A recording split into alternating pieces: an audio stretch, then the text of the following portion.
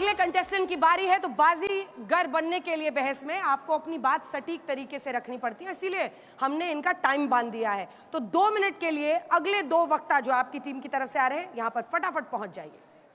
अनुराग भदौरिया जी और संगीत रागी जी आ रहे हैं। चलिए, दोनों की बारी अब होगी।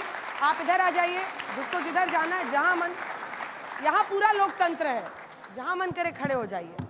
मिस्टर रागी, प्रोफेसर साहब, संघ के विचारक, आपका 2 मिनट का समय शुरू होता है। आप देखिए अंजना जी, जब घर में 2 भाई लड़ते हैं तो पड़ोस वाला उससे सुखी होता है और पड़ोस वाला हमेशा उदाहरण देता है और उसको एक्सप्लॉइट करना चाहता है।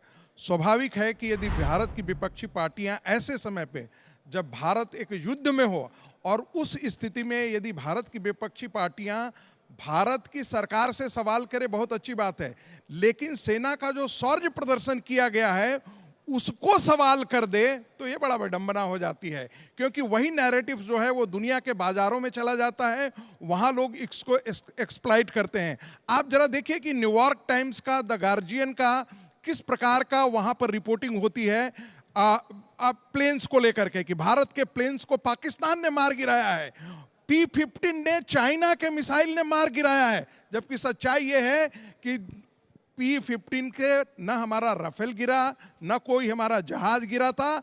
और ऐसी स्थिति में नैरेटिव क्या है, इसका सबसे बड़ा प्रमाण क्या है कि अगले दिन P-15 बनाने वाली चाइना की कंपनी का जो शेयर है वो नीचे चला जाता है, 7% नीचे चला जाता है। हमारे शेयर जो प्रोडक्शन में है उनका शेयर ऊपर चला जाता है। इसका मतलब क्या है कि ये जितने पश्चिमी एजेंसियां थी और पाकिस्तान के अंदर जो था वो क्या चल रहा था, भारत के खिलाफ एक फॉल्स नैरेटिव।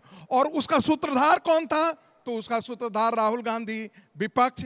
मैं तो ये हैरान होता हूं कि राहुल गांधी हमेशा वही सवाल क्यों करते हैं जिससे दुश्मनों को फायदा हो। अमेरिका में जाकर कहते हैं कि भारत के डेमोक्रेसी में इंटरफेयर करो, भारत के कितने जहाज, ये तो पाकिस्तान पूछना चाहिए था।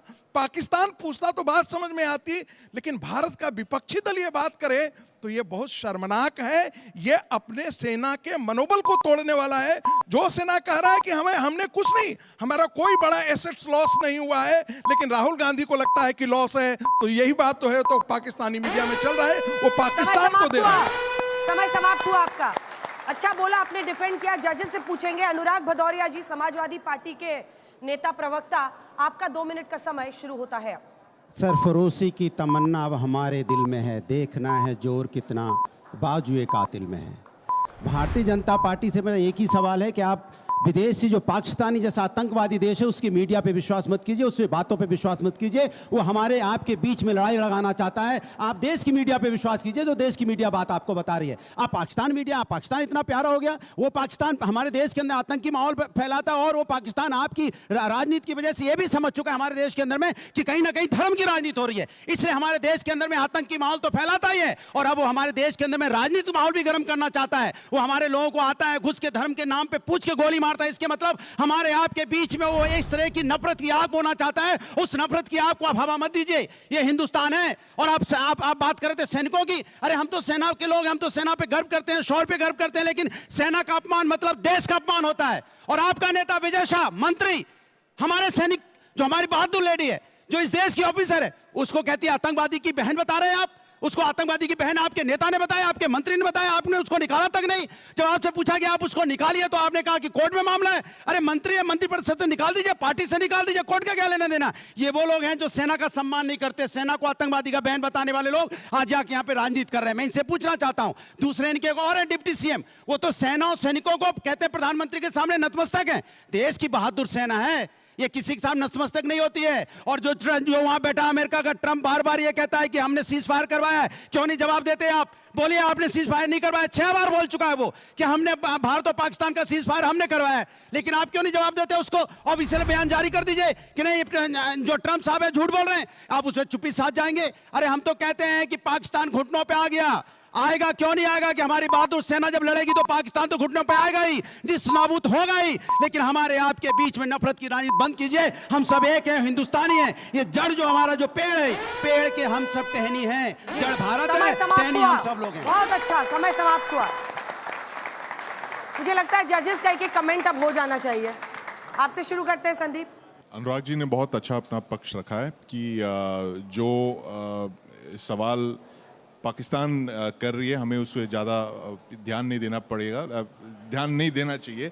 लेकिन बात ये भी है कि सारा जो हमारी जो डिबेट है, हमारी जो सोसाइटी है, डेमोक्रेसी है, वो सारी जो बातें हैं पाकिस्तान में नहीं है, और हमारी जो फ्री सोसाइटी की जो बातें चलती है वो वेपनाइज हो जाती है पाकिस्तान में। अक्सर हमें देखने को मिलता है जब हम ये जंग लड़ रहे हैं पाकिस्तान के खिलाफ, वो जो पूरी स्टेट है एकजुट होके लड़ रही है हमारे साथ, और हम जो हैं आपस में लड़ते रहते हैं। ताऊ जी, जो हमारे युवा नेता थे दो, वो सबसे प्रभावी रहे।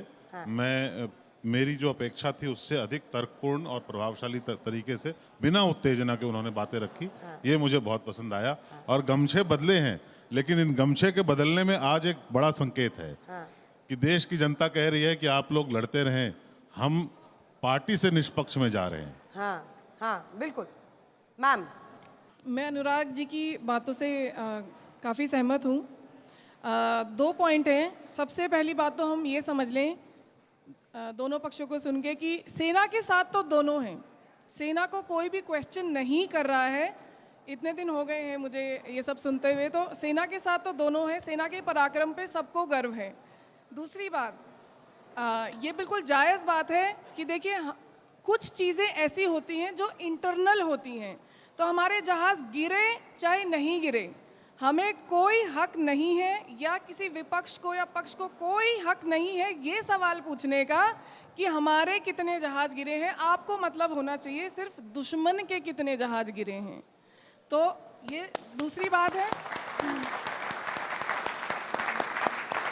जो पॉलिटिक्स की बात हमने कही, मुझे लगता है कि वो पॉलिटिक्स की जो बात है वो एक इंटरनल पॉलिटिक्स होना चाहिए, लेकिन जो एक्सटर्नल पॉलिटिक्स है वो डेमोक्रेसी का जाना चाहिए, वो एकता का जाना चाहिए। एयरफोर्स ऑफिसर जब बोल रही हैं फॉर्मर, तो सबको सुनना चाहिए इस बात को। आपकी भावना का सम्मान है, आप दोनों अपनी जगह पर जा सकते हैं।